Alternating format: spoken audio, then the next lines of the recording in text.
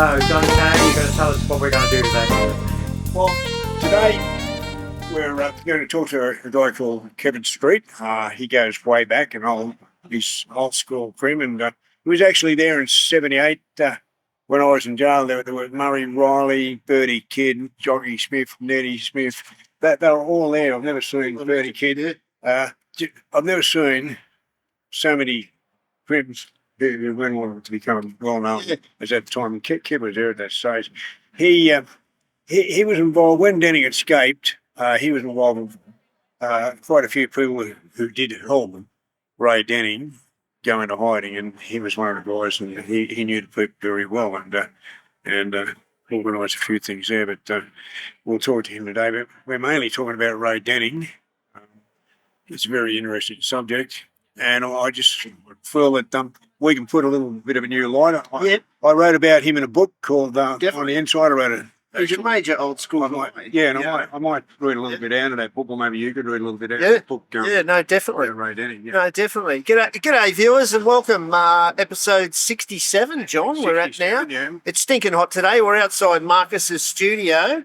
It is Thursday, the 4th of December. We're getting near Christmas. We're going to get another one out before Christmas. So we've got this one today. We're starting the guests again, and we're going to do, we've got two guests next week.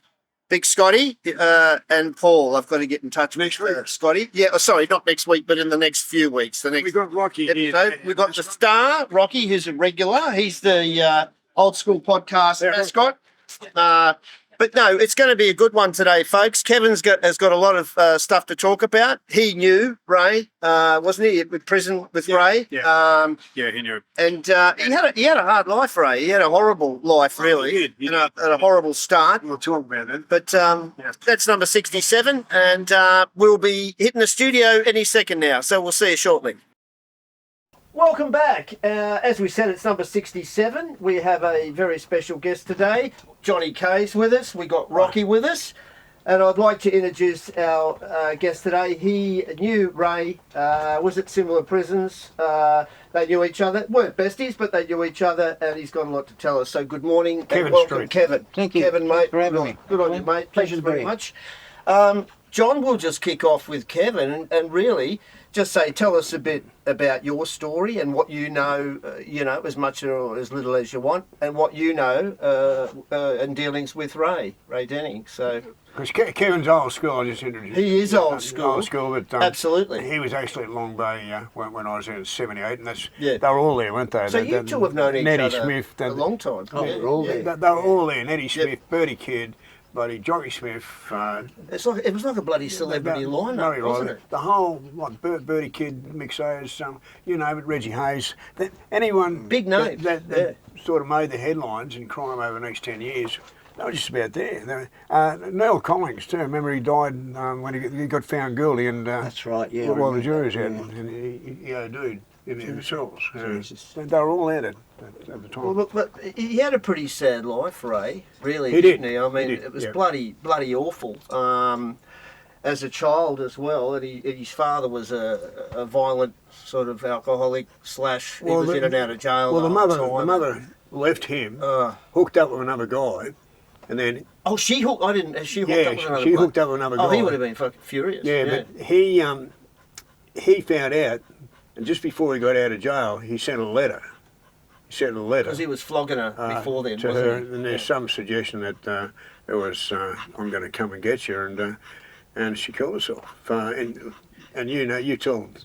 Oh, it was very sad, viewers. It was very sad. Before we start with Ray, she basically doused herself with petrol or lighter fluid, something like that, flammable, and lit herself on fire in front of the poor He was kid. about 10. Yeah, and his sister also was there. Charmaine. Yeah, I heard about that as well. And when they came to arrive, he's trying to put his mother out. Yeah. Oh, jeez. Yeah. She died in hospital. She didn't die straight away, but she died in hospital. But that's desperation, though. Yeah. That's fear and desperation. But that's got to have an effect on anyone's mind. Oh, and after that, he finished up, Well, Ray went right through the whole 12 institutions. There we are. Absolutely. Take it away, Kevin. Yeah, take it away, Kevin. Mate. Yeah.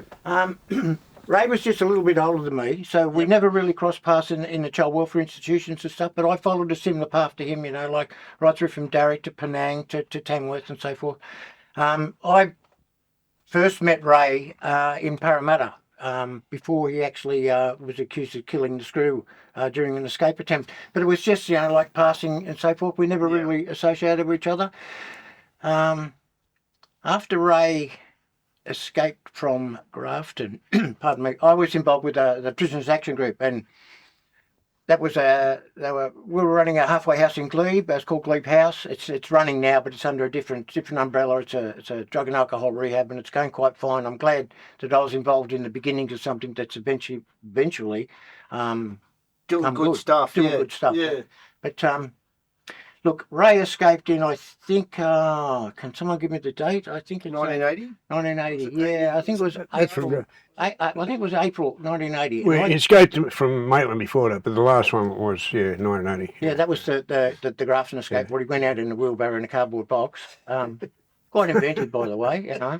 Mind you, that was Grafton, where no one had ever escaped, No including one had Darcy ever- Dugan, who tried so many times, and you were one of the guys who helped look after Darcy, weren't you, when he went to the... I helped nurse Darcy in his last few years of his life, and it was a really sort of sad state of affairs. He was bedridden, he could only eat Weet Bix and so forth, could hardly communicate. Yeah. He was a bloke that, you know, like us young crims always looked up to. Yeah, we Yeah, did. You know, yeah. because he, you know, Oh, he had legend status. he's legendary He status. was a legend. Yeah. Yeah.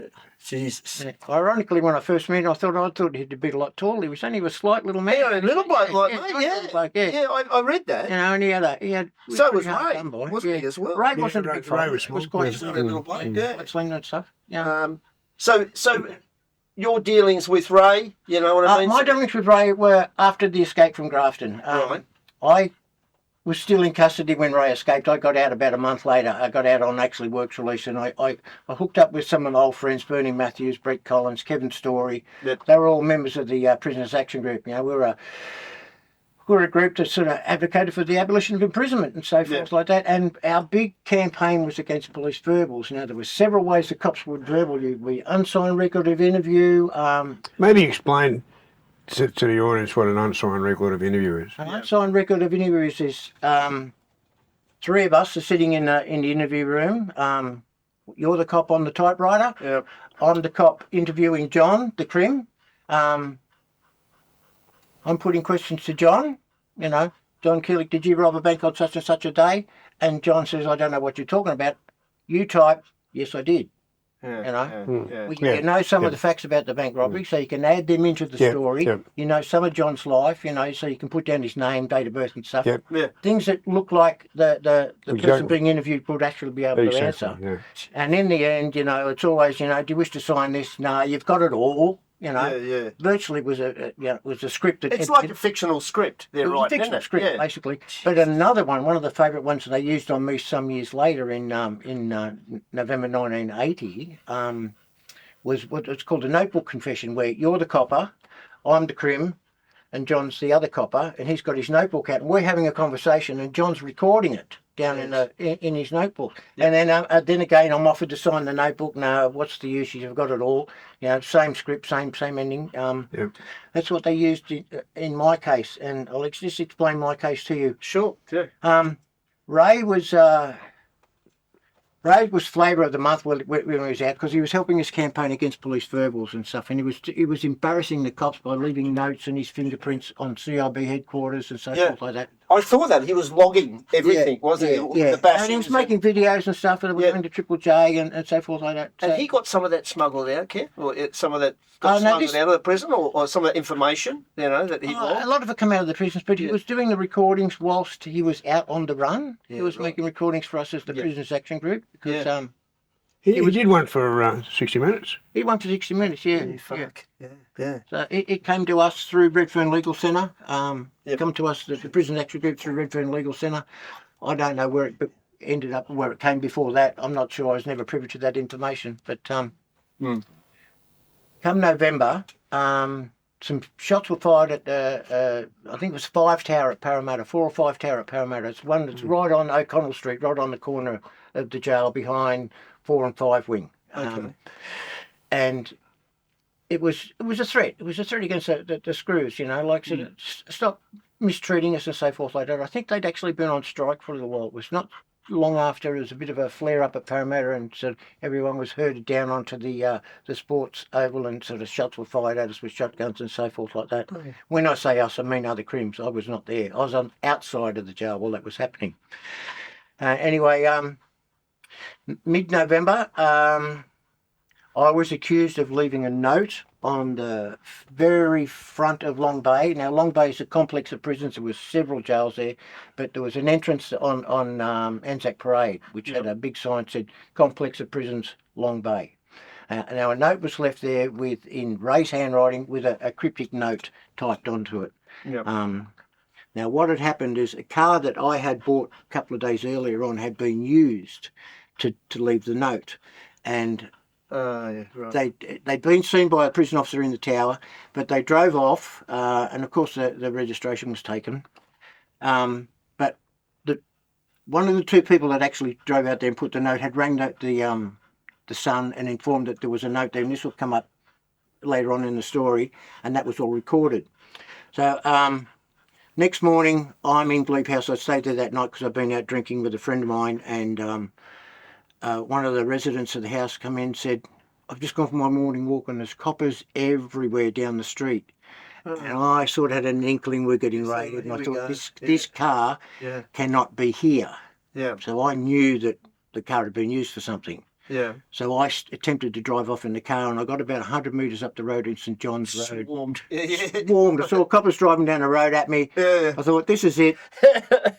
Pulled up, guns pointed at me. I get out of the car, hands in it, and the only thing I'm guilty of at this point in time Is moving the car. is driving without a licence. Oh, right. Driving an unregistered car, Right. and registration plates calculated to deceive. Right. Because no one obeyed the law in those days Yeah. around car registration and stuff. Well, this is 6 o'clock in the morning, and I've been carted off to Glebe Police Station. And as soon as I got there, like, where's Denning? Where's Denning? We know you're part of the conglomerate. It was huge. His name was huge. They really wanted him. He was embarrassing. Really hated him, didn't they? They really hated him. Well, yeah. you remember the CIB, and he's come and left his palm print on the front door with a note. Yeah. And the first inkling you get is when the flashes from the reporters who have been informed about it are taking photographs of it. So, major embarrassment to them. Yeah.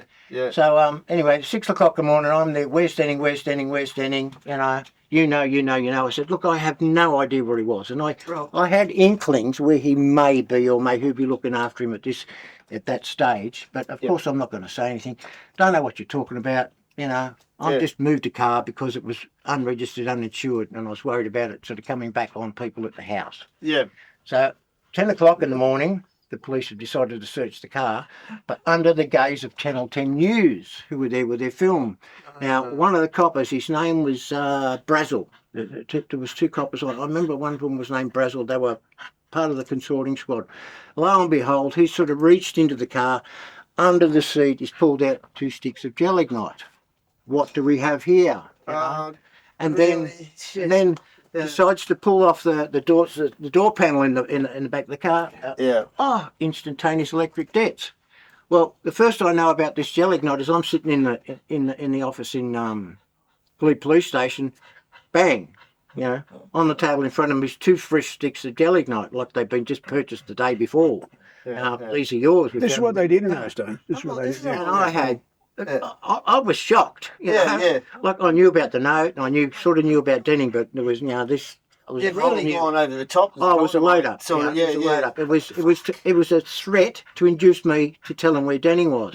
And I just stayed stuck. I stayed pat. So don't know what you're talking about. Don't know what you're talking about. They're not mine. Not mine. Well, in their record, in the notebook confession, is I've confessed to leaving the note.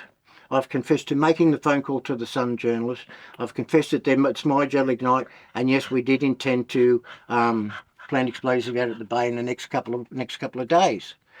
Which is all untrue. Yeah. It was all untrue. Yeah. So I carted off to Balmain, fronted court, asked for bail from the magistrate. He says, yes, you can have bail at $75,000 cash. Oh yeah, just Which keep is, it yeah, under the- just under the pillow. It's in my back pocket. Yeah. You know, I'll pull it out now. I ended Got up to be going a to the big Supreme drug Court dealer to get that. a dozen times trying to get that bail reduced. In the end, they just said bail refused. I kept Yeah. going back every Yeah. week. Dismissed as a vexatious litigant, so I had to knuckle down for 9 months and fight the case the best I could.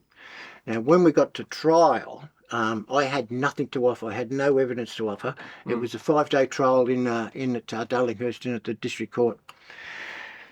Police got up there, presented all their evidence, presented photographs of the gel ignite and the whole thing of it being searched in front of the news, and that was played in court and so forth. But then it come to the tape that was recorded by the Sun, who there was the journalist that was informed that the note was at the Bay. Right. Now I know very well I didn't make that phone call. Yeah. So we asked for that copy of that tape to be made available so we could do a voice analysis test. I would read the script verbatim, pauses, inflections, everything, so they could categorically compare my voice to the voice on the tape. Yeah. Yeah. Well, we had a string of coppers, maybe at least half a dozen, get in the box and say, I gave it to Fred. Fred gave it to Mick. Mick gave it to Steve. Steve gave it to Joe. Yeah. By the time we got to David, David says, I don't know where it is. Well, I gave the best performance of my life from the dock. Yeah. Yeah. Hands in the air, Your Honour. Something that could actually, exonerate me as not here in court. Yeah. And it was all for the benefit of the jury. Yeah. Yeah. It was a 5-day trial. The police gave their evidence for 4 days. We gave our evidence for half a day, which basically was an unsworn statement from the dock from me, because I didn't want to get into the dock and be cross-examined, because there would have been questions they would have put to me that would have been a little bit curly, so to speak. Yep. So I just made an unsworn statement from the dock. Which we should explain now that that's been abolished. You no longer can do that. The accused people can no longer make statements from the dock. Really, I didn't know that, John. Yeah, Thanks for that. Yeah, it's been abolished. Remember that next time I'm Yeah. pinched. Yeah. Yeah. You're reformed. Yeah. You're on the, Reformed. doing good. Definitely reformed. Well, he's been on a long time since he's had trouble, but they abolished that because the police said it's not fair. It's not fair. Jeez. Because you couldn't cross-examine the prisoner. Yeah, and essentially, we'll clarify for the viewers. Essentially, burglaries. You were doing burglary. Yeah, You I was were part of a burglar. Former burglar. Yeah, former burglar. I could get the best safecracker in front of the safe for him to do his job. I just I had a thing about me. I could get through gaps, and I was pretty lithe and nimble and stuff, and get up on roofs and so forth. So, I was a burglar. I've got no qualms about it. That's what I did. Yeah. But you can imagine my situation. I'm in Long Bay for 9 months. Yeah. A person who's been charged with threatening to blow up the screws or let explosives off in the jail. So the screws weren't, quite amenable to me. I told everyone to stay away because I didn't want people visiting me, because the moment they come to visit me, their names would be recorded and so forth, and they'd be followed. Still trying to find Ray. Ray was still out at this time. Yeah. And they were as keen as crap again. Oh, they were as keen as crap because he was embarrassing them. He was a major part of our campaign against the. He's one of the few crims that I've seen where a lot of the media actually went with him. Yeah. I mean, ABC put stuff up on radio and stuff in his favour. People started to realise that stage that police verbal and police bashings were a part of the system. Yes. And every judge and every magistrate knew about it and accepted it. All those judges and all those magistrates had all been lawyers, defence lawyers, they knew exactly how the system, but they all accepted it, didn't they? And they'd put you in jail like that and refuse you bail. They were working together. Yeah, they were working together. But Ray was particularly the double thing. He not only against verbal, because he always said he got verbal on a lot of stuff, and also the bashings. He'd been bashed so many times, because you've got to remember that prison officer, Faber, he died. And you go in the system, in a jail system, and a screw has died after you've assaulted. We should talk about that a little bit too. What happened there exactly happened? He bashed the hell out of a screw. Well, four of them tried to escape, didn't they? Escape from Parramatta. Yeah, four of them tried to escape. What happened? He went over the top, or the frustration of being bashed himself and hassled for so long? Apparently he tried.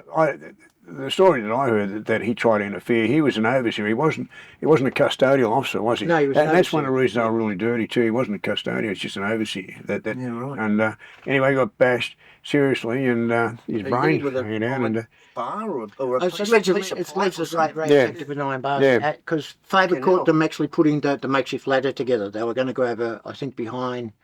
It was a workshop, so it would have been behind Four Wing. I'm assuming. yeah, this Yeah, this making Parramatta, assumptions, yeah. Yeah, Which right. would have put them onto O'Connell Street, which would have given them a good chance of getting away. You should have seen Parramatta. It's just straight out on Yeah, the we street. went all through Parramatta. Straight yeah, out on we the saw street. that. It's Yeah. not a very high wall either. No. Anyway, they didn't make it, and he went to Grafton over that, didn't he? Yeah. And he got absolutely. Oh, he would have been flogged with an inch of his life, yeah. Well, the moment you arrived in Grafton in a pair of overalls with a belt around your waist, handcuffed to that belt. Yep. The overalls were stripped off to you, so you're then standing there stark naked, And flogged. and then you get what they call the reception biff. And biff is a really polite way of saying Yeah. you got a flogging. Yeah. Yeah. With Kicking batons, everything, didn't it? Yeah. boots. All the time there's a screw up in a tower with his gun at you, go on, we should kill you, Yeah, not only just the flogging, the intimidation the whole time. Oh, the It just scare the intimidation, yeah. bejesus out of you. Welcome. Yeah. Well, you knew what was going to happen before you got there, and everybody was scared to go. I don't care how tough you were. People were scared to go to Grafton. Yeah.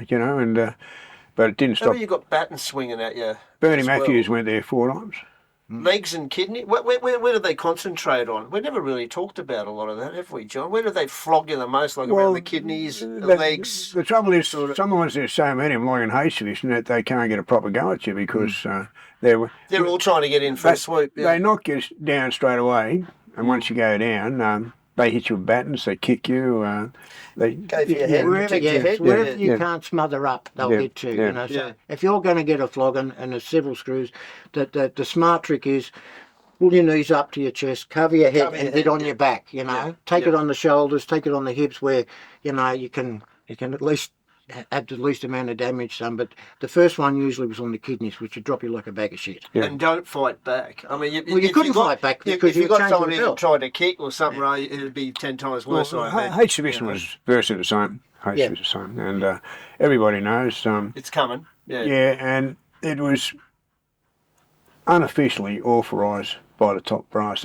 That's what I never got dirty at the screws. I got dirty at the brass, who the officials that allowed all this unlawfulness to go on for years and And years. made out it didn't go and on. made out it didn't Yeah. go on, and Yeah. they're the bastards. They're the real ones. The others are just thugs in uniform, Yeah. But they're the ones that apply it. The you know. screws at Grafton were actually paid what was called a climatic allowance, because Grafton's a hot, sweaty area, yeah. so they called it a climatic allowance. It was basically Climatic allowance. paid them extra for flogging you. But that was your reception biff, and you were dragged into the cell. You might have got another little touch up in the cell.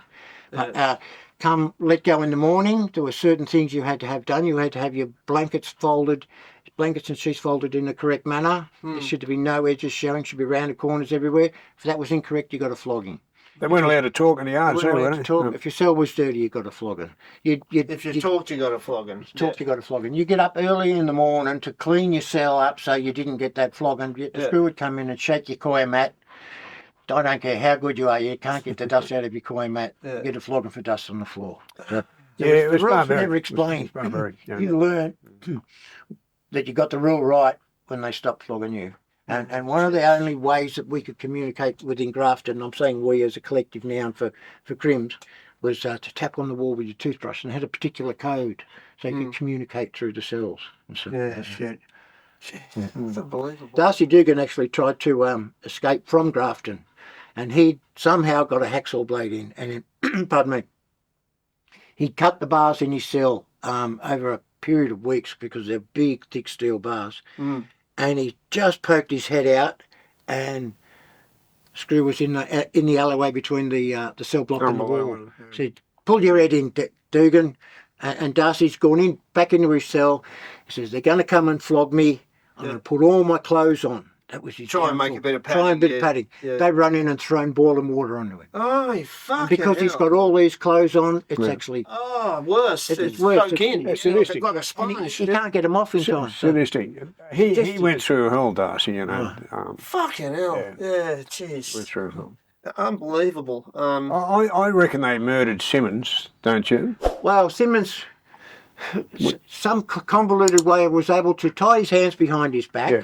tie his legs together, and hang himself whilst kicking a big tree stump, which was your table and chair in Grafton. You didn't have a table or chair; you had a basically a tree stump cut down, which was your seating Jeez. yourself. So he's We done one allegedly- on Simmons, didn't we? We did one Yeah. on Simmons. he allegedly hung himself from the cell block. 66.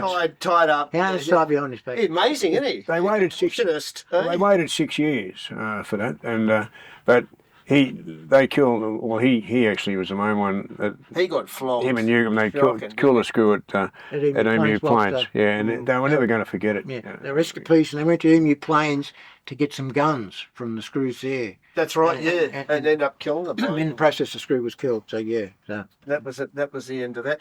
So, well, look, getting back to Ray a bit. So Ray was really fighting for prisoners' rights. He was, and that would have pissed the screws that off. pissed everybody off, Yeah. you know. And the fact that he was humiliating them. He was continually making statements to the media, putting out 60 Minutes videos and so forth, and keeping the whole sort of police verbals thing in the media's eyes, because we were campaigning as well. You know, we had graffiti campaigns going on.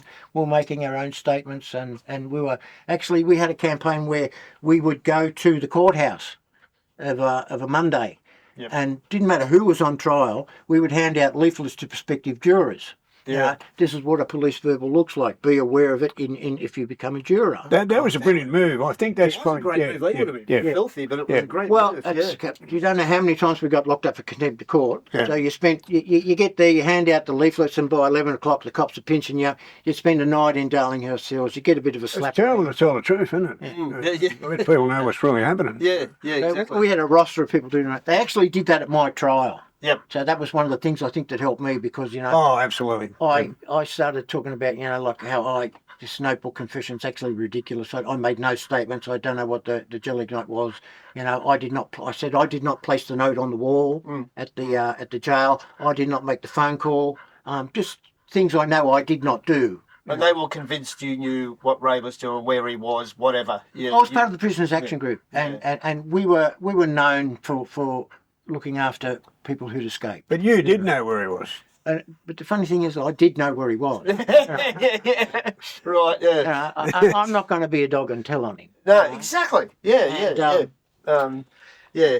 I wasn't perhaps you've expecting. I forgotten it wasn't came back expecting to the you. load up. You know, the load up was quite a surprise to me. I thought, I'll just, you know, cop 3 or 4 months in jail for the whole driving thing, and be done with it. Well, you you're know? talking about a time when the cops run the show. didn't Oh, they? the cops absolutely run the show. They basically ran the courts. The judges and magistrates went along with all this stuff. You know. Yeah. It's only when they brought in the. I remember.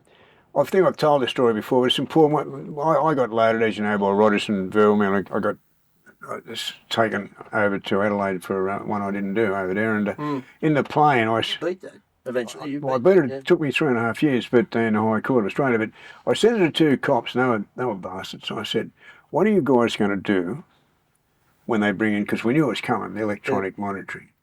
And this guy, I'll never forget, not monitoring, electronic recordings. And he said, "We're just going to shoot you down like mad dogs." Yeah, you told me That's what he said, and I always remembered it because I thought this guy's probably serious. You know, if he's not allowed to verbally, he'll try and kill you or something. But it's when they brought in the, as you know, with the electronic recordings, it did help people that are the accused. conviction rate went right down. Yeah, the people conviction refused to rate, make yeah. people who were not going to make statements made statements, but people who were pinched on a little blue, didn't know their rights, you know, to silence and so forth. Yeah, some of them, yes, they did make statements and so forth like that. Yeah. Trying to extract themselves out a bit, you know, make themselves look a little bit better in the eyes of the court and so forth. And so I'm not going to say people did not refuse to make recordings, but certain people did. Yeah, But yeah. you're not going to make a recording.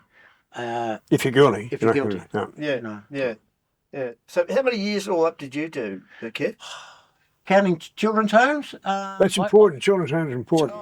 The children's homes, I went we've taught is fucking Yeah, disgraceful, yeah. the abuse. We've actually got a court case going against the state government now for childhood institutional abuse. sexual abuse, Yeah, and It should was be rampant. settled. It was rampant. Yeah. Oh, it was absolutely rampant. Disgusting. Should be settled mid-next year. I just had an appointment with the lawyers last week, and they said my case is looking good. I could have gone Good for luck the with it, mate. redress and said, "Yeah, give us 80 grand," and I'll shut my mouth. But Yeah. I spoke to my lawyers and said, "No, Kevin, your case is far more sinister than what all these other people." What institution? So I started off in Darrick. Yeah, so Darrick, it's automatic. Anyone who went to Darrick, they just knew. Yeah. I wrote a book about Russell Manser there, and it was terrible, the stuff that happened there. He got abused terribly. Yeah. Yeah. There was a lot of abuse in Darrick. Graduated to Penang. I was in Darrick twice because I was a dingo. I wouldn't stay put. I kept running away. Yeah. Ended up in Mount Penang. in Mount Penang. I had a few mates that went there, said it was fucking And the shocking. thing was, Penang had a boomerang over the front gate, and the superstition was, if you look back at the boomerang, you'll come back. Right? I buried my head in my friggin' hands when they drove me down to Gosford. I didn't look, but I ended up back in the child welfare institute. It's just not at Penang. Yeah. Well, I ended up in They all went there. Ray Denning said he went there, and he said just about most of the people that he saw there at Penang, he met them later in jail. Yeah. Well, I read something Ray said too. He said it was worse than jail, the boys' homes. He made a statement years ago and said it was fucking worse. Well, certainly. Gosford was What's the bad shocker one? and- Well, it was Tamworth. Tamworth was a bad one. Yeah, Tamworth was the childhood graft and Bates division. Yeah, it was. Yeah. Just Nettie like that. Smith told me about No Tamworth. talking. Yeah. Grafton. Sorry, Tamworth is an old jail in Tamworth, an old old civil jail. Then it became a military jail, and then the child welfare people took it over. And I think it had 36 cells or 32 cells. I can't be sure, but very much space like Grafton. Went there. You got a reception biff. There was some, They starved him too. Nettie yeah. Smith told me he lost 2 stone when he was there. withdrawing of rations, bread and water, isolated detention. One of their favourite tricks was to lock you up in the boob, and they give you a little piece of wood. You had to rub this bar, and to do that you had to be standing up. So you couldn't sit down in the cell. The moment they didn't hear that sort of scraping going on, they come in and give you a flogging. Yeah, One of their favourite children. You can't win, and that's mental torture. And this is as well. children they're doing Yeah, with kids, children. yeah. What we're talking 14, 15, 16, 17. 16, 17, yeah. 16, 17-year-old kids. You look at the You wonder why who you went end up through there. in adult jail. You've got Nettie Smith, you've got Peter Snyders, you've got Ray Denning, you've got people like me. Some of those went on to become sort of really violent people. You look at the case of Peter Snyders. His first stint in jail, I met him in Mount Penang actually. Didn't get on with him, but that's another issue. His first stint He was in jail, hard to get along with. he was very hard to get on with. He was convicted of bouncing his own cheque Right. and given 6 months, and that was his introduction to custody in Long Bay. Yeah. And because he had a temper and wouldn't buckle down and was built like a brick shithouse. Big bug. A raging bull. I actually hit him square in the face with a spade in Mount Penang, and he kept coming. And I thought, shit. That's when you think, I'm I'm giving in you the best trouble. one, and he's still coming. You think, I'm fucked. Yeah, I'm in deep shit. And it's only because 3 of my mates were around me that were able to jump onto him to save my carcass. Well, he killed a screw though, didn't he? He killed a screw in the observation section. Yeah. Okay, you wouldn't piddle on his birds. He hit this screw so many times he spread the screw's head out on the concrete. And that's when That's the end of him. He They was would have him, absolutely. life. Well, the screws jacked up. Didn't want anything to do with him when he went. I think it was Bathurst. When he was coming back to the main, Yeah. the screws went on strike. Yeah. Ironically, I was in Silverwater at the time, and we got up one morning. There's not a screw in sight. So I thought, I'm going home for 4 days. So I cut my way out of the wire up the back of the Silverwater Light Engineering, which was part of Silverwater, stitched it up with a bit of wire, went home for a couple of days, waited till on the radio, said, the screws come back 10 o'clock tomorrow morning, said, better go back to the jail tonight. Got back in, ironically got 13 days remission for strike remission. Yeah, in those days you did. Yeah. When they went on strike. And I was actually absent without leave, I was AWOL, So when they're on strike, that was just like a smorgasbord for everyone to go, you know what, I'm legging it. Depending what jail you're in. Yeah, sometimes the police had to come in if it was a long strike. In the old days, they went out on long strikes. Now they don't do it. They got mortgages and all this. They threaten to do it, but they're lucky if they're out a day, aren't they, Yeah, these days? but You know? you still, it makes them security. You're locked in your cell. But you don't get any remissions anymore for it. You get nothing. All you do is get locked Silverwater down. was minimum medium security jail. It was, you know, it can works release, pre-works release, or the Parramatta Linen Service. So it's all people at towards the end of their sentence. Yeah. Were you in a couple of jails when Ray was there? I'll take you through the jails I've been in. I was in Cooma because I got arrested down at Lakes Entrance in Victoria and just quietly driven back to the New South Wales border. I was in Escapee at the time from my boys' home. Dropped off at the border, picked up by the coppers from Bega because I'd stole a car from there. From Bega I ended up in Cooma. At the time Cooma was a non-associated jail, which is where they housed homosexuals. Because one, I was on remand, because I wasn't gay, I was kept in the front yards for which is a cage. For 3 months. Managed to get my case moved back to Sydney. I moved from Cooma to Goulburn. I was in Goulburn for a week, and then I went from Goulburn to 11 wing in the MRP, which was part of the Metropolitan Reception Prison, which was part of Long Bay. Right. And then from Long Bay I went to Parramatta.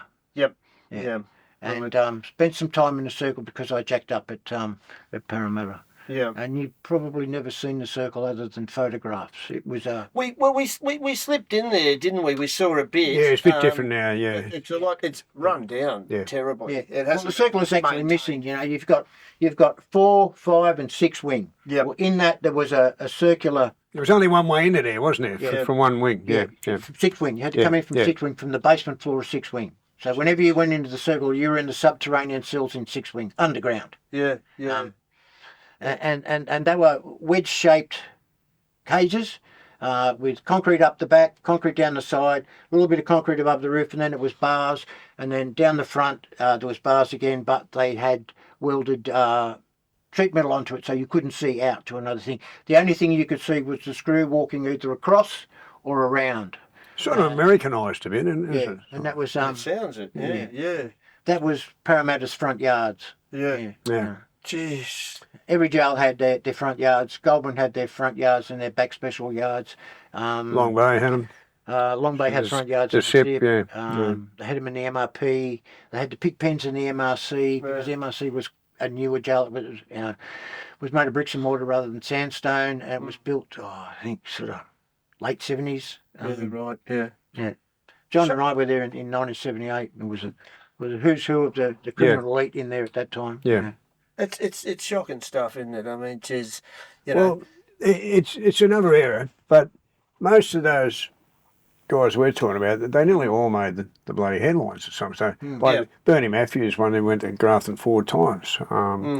You know, I wish I met Bernie. Yeah, we did a story on Bernie. We did a story. Bernie's quite a good friend of mine. Yeah, we Bernie did a story. was actually running Glebe House for a while. Yeah. After I was there, you know, I got out in I went to Blue in May of 1981. It's when I was released from the courthouse at Darlinghurst with $10 in my pocket, a suit, and a watch. That's about it, isn't it? Yeah. So luckily I had. $10 not going to get you far, isn't it? And then if they get into trouble, they say, well, how come you got into trouble? We give you a break, we'll let you out. Oh, with $10. Nowhere to live, no. No one's going to give you a job. No one's going to, no one's going to help you except for close mates. So. I walked out of the courthouse on Friday afternoon, straight into the arms of the 2 coppers that arrested me and with me. Said, "It's not over yet, Kev. You still got a front Balmain court on the driving charges." And I thought, you just still want to go on 9 months later. Yeah. So I've sat there the whole weekend going, they're playing fucking mind games. Yeah. They're going to give me 6 months for the driving charges. Yeah, it would stress you. And I was still charged with possess explosives, loiter near a prison. I was charged with the driving charges, possess explosives, loiter near a prison, with the intent to cause malicious injury, and I beat that blue, but I was still had to go back to Balmain Court on the Monday to get the possess explosives and driving charges dealt with. Yeah. So your time at Parramatta was with Ray. That was the main. But in passing, were you in a couple of different prisons, jails with Ray, or it was just at Parramatta? We're at the Bay, but different sections of the Bay. You got to understand, Bay was in those days it was accumulation of 4 jails. You had the MTC, which is the old women's jail, which was the minimum medium security section of the Bay. You had the CIP, the Central Industrial Prison. Next to that, you had the MRP, which was a Metropolitan Reception Prison, and then you had the MRC, which is a Metropolitan Remand Centre. Yeah, right. So that was 12 and 13 wing. The Ray Denning story is really an incredible story. It's rather unique in a lot of ways because it's sad. As well, it's it's very sad. sad. I mean, he was fucked from a kid. a 10-year-old Yeah. to see your mother do that, and I'm talking from before experience. that- My mother killed herself, and I know what it did to me at 17. Peter Walker's mother killed herself, and look what he did. So To see also the domestic abuse from the old man. I believe his father was in and out of jail. well, and absolute bastard. he was, and the thing is, I think that they've said later, people talking about Denning, psychiatrists, and they said that he didn't really have a chance from that time. When you think about it, and the thing is that once that screw died, he was. That's why he didn't. He was a marked man. I think that's why he went the way he went. He just couldn't bear to go back to jail. And so he's turned. That's the lead up. Now, It's not just informer, but he started making things up. That's the part that I'm dirty on. He actually started verbaling other criminals. Yeah, see, this is the thing. So he's gone from, I guess, a bit of a, Folk hero. yes, Absolutely. No, he was a folk We hero. love Ray. Well, everybody Complete put their lives on the line. Middle class women putting their lives on the line, hiding him, picking him up from Grafton. He was a legend, man. He was a legend. He was a legend, you know. And then he just went And then- completely the other way. And Like, then he just went the other way, do, you know. do you think he was just worn out, Kev? You think he just he'd had enough, and he thought, "I'm just going to fucking." He couldn't face going back to jail. He couldn't face going back to jail. I honestly think he was a broken man. Yeah. Yeah. There's rumours that he was sort of, he was allowed to escape from Goulburn jail so he could find Russell Cox and stuff. But that's crap, you know. Yeah. It's just unfortunately they were actually looking at. Yeah, but Kev, why did they send him to Goulburn jail to minimum security? We could never work that out. No, that's the hard part. I think there's a little bit behind that, to be honest with you. Yeah. Well, because he found him in a week. Yeah. The police were looking for him for 11 years, Cox. Yeah. Denning got him in a week, found him in a week, and within a week he's back in jail. Well, Denning was able to find him because of the Blockhouse network. You know, it's a network of criminals who have done intractable jails and who stayed together with each other and looked after each other if there was an escape. You could make contact and say, can you get me a safe house? Can you get me a car? Can you get me some ID? Can you get me a gun if necessary? You know. So that was that was a Blockhouse network, but that died when Denning turned. You know, it's just. Yeah, because they apprehended Denning with Cox, didn't they? Yeah. In Melbourne.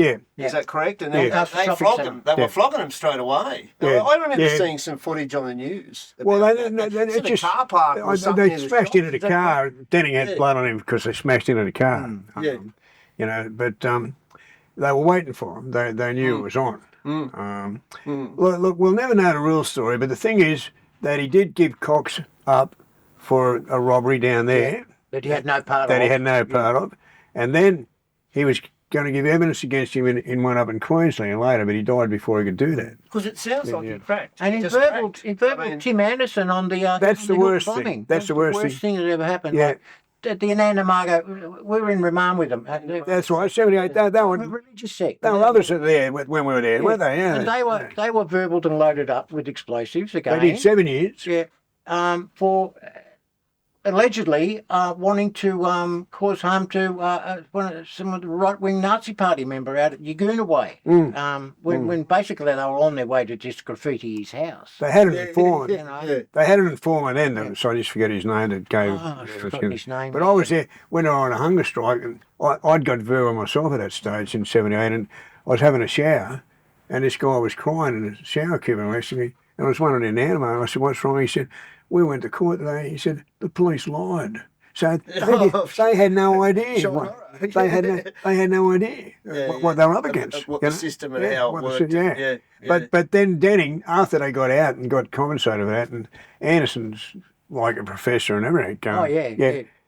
Denning's got up and made all these stories up about him and said that he did it and told him he did, and they convicted him and put him back in jail, didn't they? Denning made 3 or 4 different statements, varying degrees, about how Anderson had told him that that Anderson had planted the bomb. One of the ones was on the telephone network, which was the way the cell blocks are, if you are upstairs from me, the cell upstairs from me, you can push the water out of your toilet with your toilet brush, and I do the same. There's a loud conduit for us to talk through. But ironically, the blokes on either side can actually do the same and listening to your conversation. Well, Denning said that Anderson actually told him on the white telephone line, as we used to call it, but they were never there at that same time. So he had to rejig his verbal on Anderson. And anyway, Anderson was briefly convicted for the Hilton bombing, along with some other joker that ended up only doing 7 years, but proved to be mentally unstable and had nothing to do with the Hilton bombing. That's right. We did a story too on the Hilton bombing as well. We did. We did. Well, there's 3 people died. You know. Yeah. Well, the appeals court were very vastly critical of the judge that allowed that girl to go in. Vastly critical of it. It never should have. That it must have been set up through the cops and a judge that they could actually virtually tell what to do, which they did have in those days. You know? But it was pretty terrible what he did there. That's probably the worst thing he did, I think. But he was going to nail Cox too. Yeah. He was going to nail This is all the lead up to when he was actually released, isn't it? 93.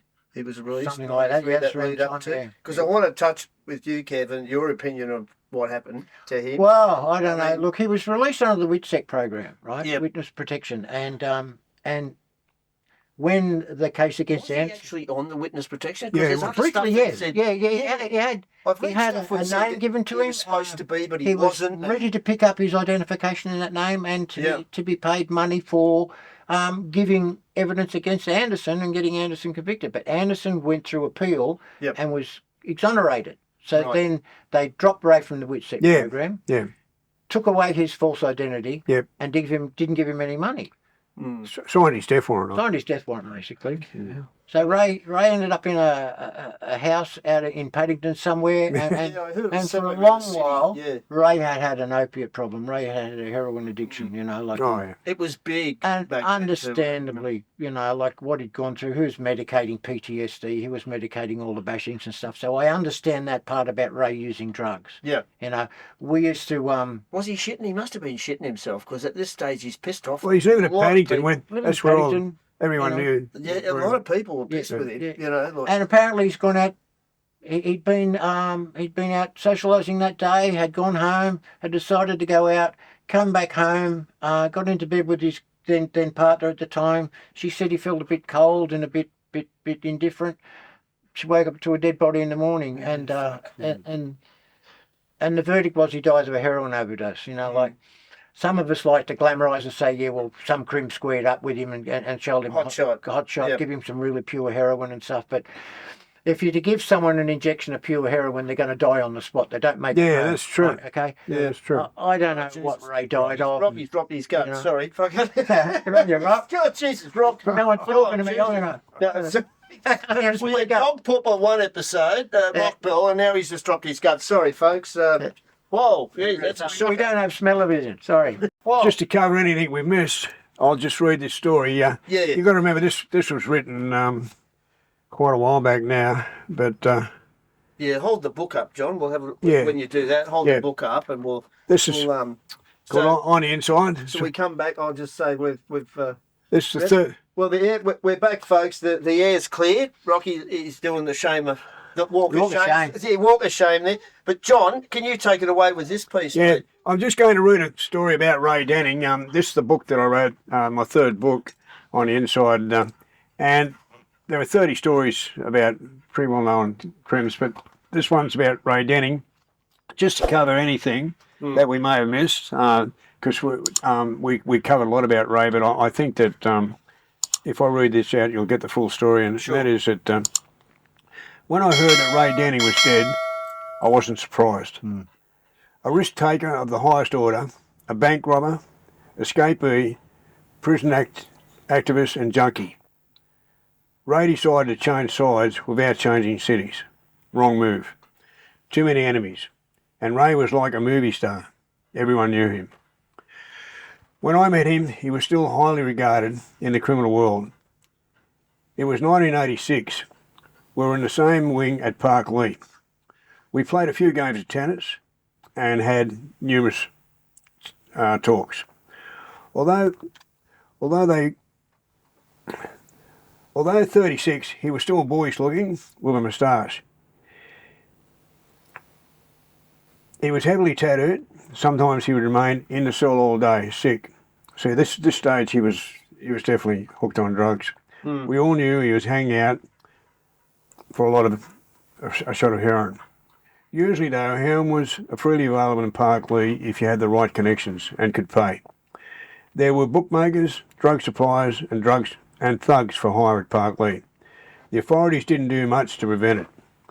And that is why there wasn't as much trouble at Park Lee as there were in other maximum security jails. Although in September 1987, a few inmates high on drugs decided the conditions weren't so good as the talkback radio jocks were claiming, before a lot of us knew what was happening, we were in the middle of a full-scale riot. Guards, outfitted like Ninja Turtles, armed with batons and tear gas, they charged at us and things got nasty. Shots were fired and most of us were tear gassed. 17 guards and 8 prisoners were injured. Despite the injuries, within a few days the jail was practically running back on normal procedure. During my talks with Ray, he made it clear that he was disillusioned with the system. He insisted that he had been verbal and was innocent of some of the charges.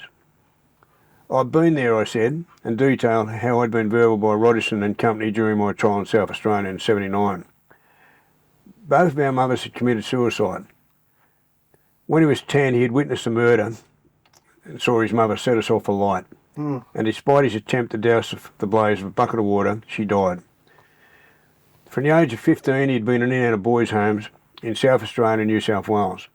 In 1972, he was arrested for numerous armed robberies, for which he received a sentence of 13.5 years. In 1974, he and 3 others tried to escape from Parramatta Jail.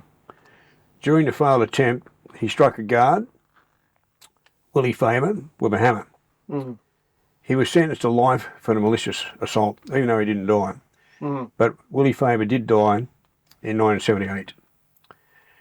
They couldn't charge him really with murder for that because it happened after, as Kevin said, after that 1 year and 1 day, I think it is.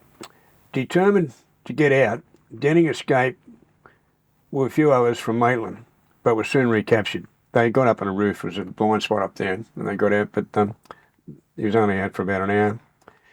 Now intractable, he was again sent to Grafton, where he was unmercifully kicked, bashed, and battened, partly because it was normal Grafton procedure for intractables, and partly because of his vicious attack on Willie Faber.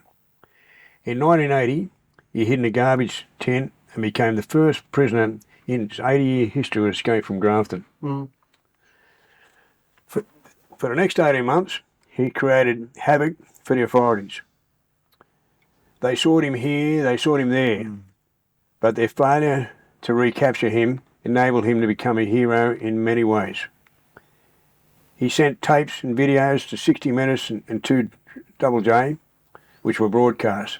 He wrote to newspapers and threatened there would be a killing if the justice system wasn't reformed. He left notes on the outside of police station demanding the abolition of verbal and brutality. When shots were fired at a guard tower at Parramatta Jail, he rang a journalist, calling himself Reformed Justice Devils, and claiming responsibility for the incident. Same initials as Raymond John Denning, Reformed Justice Devils. In November 1981, he was arrested and charged of escape, 2 bank robberies and illegal possession of firearms. He was sentenced to another 10 years, which carried no weight, due to the fact he was already serving a life sentence. He was sent to the high security unit HSU at Goulburn, where he spent a few years before being transferred to Park Lee. During 84-85, he was alleged to have been involved in a conspiracy to import heroin. We forgot to mention that, with a value of $12 million from Hong Kong. Jeez. But the venture was aborted at Hong Kong. It got aborted at Hong Kong airport. When Denning was transferred in 1988 to Goulburn minimum security, it became a much discussed topic of conversation at Park Lee. The New South Wales Minister for Corrective Services, Michael Yabsley, was on record as stating that any prisoner serving a life sentence would not be allocated to a minimum security facility. One lifer, a friend of mine, I'll never forget this, said, I've been a model prisoner for 13 years, but they won't consider me for minimum security.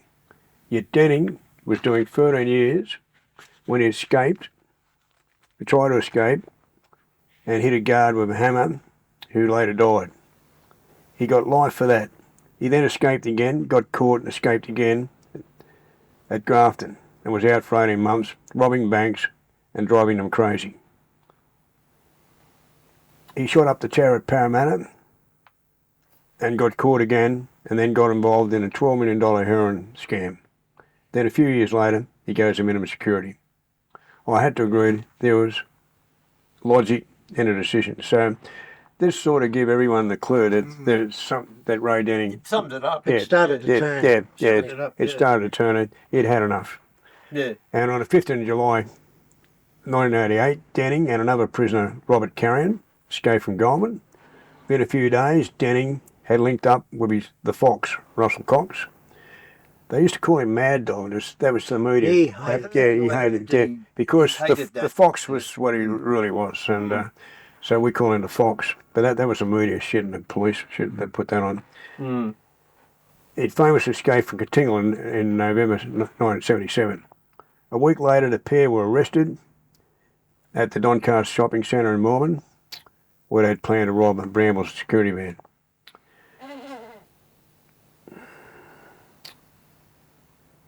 Debates became rife throughout the prison system. Did the authorities, frustrated after nearly 11 years being unable to catch the fox, set a thief to catch a thief? It is still debated today. Whatever the case, Denning in a few days was able to achieve something the police have been unable to do for more than a decade: find Russell Cox. And deliberately or not, he was responsible for putting him back inside for another 16 years, until he was released in December 2004. Since his release, he's had a quiet life in Queensland. If Denning didn't deliberately set Cox up, he decided after the recapture not only reveal all he knew about him, but to inform on anyone he had information about. He accused Cox of taking part in a robbery 2 weeks earlier where a security guard was shot. He became a supergrass and was given immunity from prosecution on any information he supplied.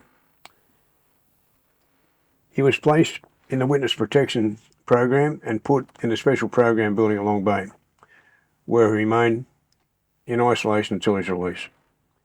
He made up a story about Tim Anderson that resulted in the former Nandamarga member being convicted of 1978 Hilton bombing and sentenced to 14 years. Tim and two others had already served 7 years from 1978 to 85 for conspiracy on the same nature. They were later pardoned and each awarded $100,000 in compensation. The New South Wales Court Criminal Appeal was scathing of Denning's evidence and quashed the new conviction against Anderson, who is now an author and a senior lecturer at Sydney University. As a result of information given to police by Denning, Russell Cox was also charged with payroll robbery in Queensland. But when Denning died, shortly before Cox was due to appear in court, the charge was dropped. There will always be debates about A, did the authorities set a thief to catch a thief? And B, was Denning murdered by giving a hot shot? The coroner ruled that he had died from an accidental overdose. To add to the mystery and controversy, he was taken off the witness protection scheme 2 weeks before he died in April 1993. Raymond John Denning, the notorious escapee, had the chance to escape to another state and live in anonymity. But as he did for most of his life, he made the wrong decision. That's unbelievable. That sort of sums up, and it sort of complements sum it up. firstly what you said. Yep. And No, what it I've does said. sum it So up. I We've got to think wrap up shortly. Yeah, but I think we brought out enough about. It Denning does. that It does. People can know. So, Kev, we were talking to you before, just last, murdered or not? It's hard. Jury's out. It's hard to say. It is. The jury is out. Yeah. Yeah. I think so. Whether you were saying earlier. Part of me, because he turned dog, wants Yeah. me to have that happen. Yes. Another part of me can understand what Ray went through, because I only experienced a small part of what Ray went through, and it stuffed my life around forever. Yeah. Look, we'll never know. You know? No, I don't think we ever will know. I think, yeah. And it's a hard call, because you said earlier his girlfriend at the time, he felt cold during the night. Yeah. Has his heart just stopped? Has he had too much smack or whatever? Well, It's just. We don't know that he was on methadone, and we don't know his opiate tolerance. You know, he could have scored some good smack and had a shot, and eventually. Basically, to die from a heroin overdose, your body just stops. You just stop breathing. And a lot of people die, don't they? I've seen a lot of them die. Started again, and I've copped it. Oh shit! Stay over there, John. You're giving him too many smackos, mate. He's dropped his guts again. Sorry, we've got to finish up. But Look, Jesus. I can't forgive what Ray did, but part of me can understand it. You know, as much as he turned dog, and it goes against anything I ever stood for when I was an active crim, and as a 70-year-old man now, I still cannot fathom how another person can give another human being up for a fucking crime and send someone to jail when I've experienced so much stuff in jail myself. Oh, absolutely, mate. And before we leave too, we're so grateful you had a chat with us today. But before we leave as well, crime's a thing of the past for you. Oh, Give us definitely. a quick redemption on what are you doing, mate? My today? redemption story. I don't know. I had to do 14 months, and in the early 90s, and I ended up at the MTC Long Bay, and I was able to get to TAFE. I'd go to TAFE 2 days a week. Good on I was you. able to volunteer with the Royal Botanic Gardens 2 days a week. Yep. I was the highest paid criminal in jail because I was a clerk down the nursery. On the weekends, I go down to weekend ward, did the weekend warding. So I had no screw and looking after me. I got out. I turned my volunteering at the Royal Botanic Gardens into a full-time public service job. Yep. I stayed there for 8 years until I lapsed back into heroin addiction, because When was that? that would have been 1998. Oh, right. Okay. And then got clean after. Got clean about 7 years ago, actually. Yeah, good on you. Had a lot of trouble on and off, tried everything, tried 12 steps, tried methadone, tried all sorts of, I've heard it. Zen Buddhism and stuff. Very Until the hard. end, I just said, I've had enough. You're still with the church too, aren't you? I work with Uniting Church, but not so much with the God Squad side of it all. I work with a campaign called Fair Treatment Campaign. It's a campaign to decriminalise personal possession and use of all drugs. I'm not talking about legalisation. We just want to stop locking people up for using drugs, turn it into a health issue. Yeah. Oh, good on you, mate. I was an attendee at the drug summit we had in January. He's doing good things. He's doing good things, and that's what we like to hear. I work as in well. harm minimisation. I work in the needle and syringe program. I'm on several committees within the Ministry of Health. And paid for your crimes. It's over. definitely paid It's for over. And paid for your crimes. That's a big thing where I think it's over. And once you paid for your crimes, Well, he's met anybody that's anybody. He's met him. yeah. You've got to. Anyway, it's a great story. Thank you for sharing that today. You're welcome. I've got a couple of quick shout-outs in a sec, Marcus, before we finish. But thanks very much, Kev. We really appreciate thanks, it, Kev. mate. And he's given us a few things that weren't known about, Danny, which is absolutely. good. And Yeah. thanks for reading that, John, too. You summarised that pretty well out of your book there. Yeah, So- well, I thought if people wanted that, they could always get we haven't got any copies left, but you can get it. You can actually get the audio version, and it's pretty cheap. Yeah, Yeah, okay. yeah, So sweet. what, get through Facebook or through you? Or what? I'll give you the thing to put up. Okay. Yeah. All I'm right. going to give John a plug here. I just read his latest book, The Last Escape, and It's great. it's a good read. Yeah, Cracker. Yeah. Well, Thanks, he's yeah. he's a great author. He's a great man. He pushed the book for me too. Yeah, he's a great fella. Now, Marcus. Oh, he's got a customer, so we'll have to stop. Yeah. I've just got to finish these plugs. Yeah, Fucking yeah. Celebrations, the grog shop. Yeah. I don't mention No. them. They're on my ass Yeah. about it. Okay. We understand. Oh, fuck, Rob. He's What fucking the- ranking. John. Do you want me to take him out now? No, too late. we've really finished, but I think he needs a pulp for sure. Well, he's already had one. Well, He's another He's had one. two today. they were two crackers, mate. I thought the paint's I coming know, off. you But you know, he's just well, he didn't shoot. going to chew on me It's a out? shocker. Imagine if he hadn't shoot him. Oh, I got the first direct hit. Kev got the second direct hit.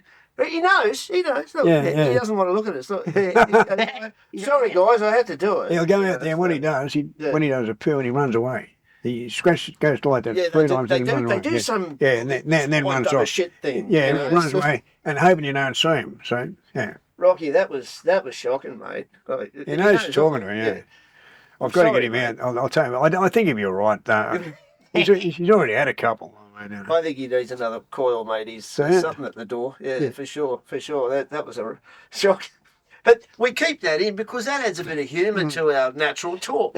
We just Rocky's talk. part of We're the not show. farted. We just, Yeah, amateurs. we're all laughing. We started dog shit when we did Tony Mockbell. That's up the right, cross. yeah. They loved Standing it. dog shit. They Right loved at it. the, They right loved at it, the- yeah. right at the end, I said, "Fuck, we got to move, John." We've been standing in this Yeah, shit. yeah. It was like an open sewer. they loved wasn't it, yeah. And it was right there. I had it on my boot, and it must have been a Jurassic Park one. But there were shits everywhere in that park. People should pick up their shit. Oh, it's You disgusting. said something. John said something about that. Yeah, I Pick did. up your dog shit. Well, they you know? don't bloody do it where we are either. Yeah, And we yeah. clean. I always carry the thing, and You got to. You got to do the right. it's all right, Rocky. thing. We're going It's out in a all right, minute. mate. We're not angry. It's just that was the scale. I reckon that was a 9 on the Richter scale, wasn't it? 9.8. 9.8, right? I think it's the Maccas, John. Oh, it is. Yeah. Yeah, he's had a few today. Yeah. As soon as he comes back, I'll do this plug and we're finished. So is this your setup? This is Marcus's studio. Yeah, it's not mine, it's Marcus's. Johnny, can you show me that book again? Yeah, mate. Yeah. And Give then me I'll right- do this right. plug and we're done, mate. Cover me. Later on, I'll give you a thing, and And leave all that smell with the dog in with, Oh, mate, yeah, because right. that's humour. you know who's recorded it? Jodie. She's Oh. done the voice. Yeah. God love her. We've sold 4 copies 4. in 2 years. Holding it there, John. Oh, we can do better than that. Give me, I need to get some. Okay. Yeah. Big smile, Johnny. Big smile. Give us a smile, John. Give us that smirky smile you've got, that cheeky smile. Well, we're just starting to breathe again after Rocky's. Oh, you're never going Loaded. to get over this. Yeah, no, He's probably banned, is he? No, You- yeah. Never. We love him. Black mark against him. Okay, Macca, where you go? All right. So thanks very much to Kevin today. That was great. We really appreciate him coming in. Couple of quick Cheerios. I've got to mention Celebrations, which is a bottle shop at Foresters Beach. Boris, thank you very much. Bart is steering the ship. He's the boss. We've got Andrew Macca. Watch it, mate. He's a bit dodgy, that one. Kylie, she goes. Lovely Kylie. We got Cherie and young Jess. Thank God I remember. I've got a couple of cells left. Young Jess as well. So if you're up there, up that way, around Baddo Bay, Foresters Beach, stop into Celebrations. Fantastic people, great service, but they are real characters there too. So check that out. Also, a great friend is Fiona, and you know Fiona, John from COS. Lovely lady. Lovely lady. Send out a cheerio to Fiona. Actually, the smack goes, I go, Rocky, Fiona gave them to me. There you go, Fiona, and you've caused this gas outlet. He's not looking because he knows. He knows. So Fiona, all the best, darling. We love you. You're a terrific person, and also another lovely lady who you've met, Elaine. Elaine. Elaine, Lovely lady, yeah. lovely lady. Another lovely lady from up the Central Coastway. Fantastic, no sleepovers. So anyway, there you go. So thank you very much. That was 67. 67, yeah. We're whacking another one before Christmas, John, as well. We're going to get another one. Yeah, thanks, Kev. It's really great of you to come. Good on you, mate. And Macca, thanks for having me. Thank you. As always, he's a great man. And that's it for 67. We'll see you for 68. Storm Video Studios and Marcus, we Don't love forget you. Rocky. Don't forget Love Rocky. you. Rocky, Yeah, we love you. And and- we're back we've started guests again, so we've got 2 boys on the next one. Yep. I'll be in contact with you, Big Scotty, and also Paul. And thanks, Marcus, because people are asking about Marcus now. Well, Yeah, it's yeah. well known. Yeah. So if you want your video and stuff, come to Monash Road. Down in Melbourne, they said, where's Marcus? Yeah, that's right. They said, who's this little prick? Good liar, mate. Oh. And they said, where's Marcus? And they did. And they said, where's Rocky's bowels? And where's that little prick letter? So there you go. Rocky. Thanks very much. Rocky. Take care, everyone. It's so good to buy you. Bye. Bye. Bye. Yeah. Ready? He took over your place, didn't he? He took over the restaurant. Thanks very much. Bye. Bye. Thank you. How's that? Marcus will put all that together and Yeah, that's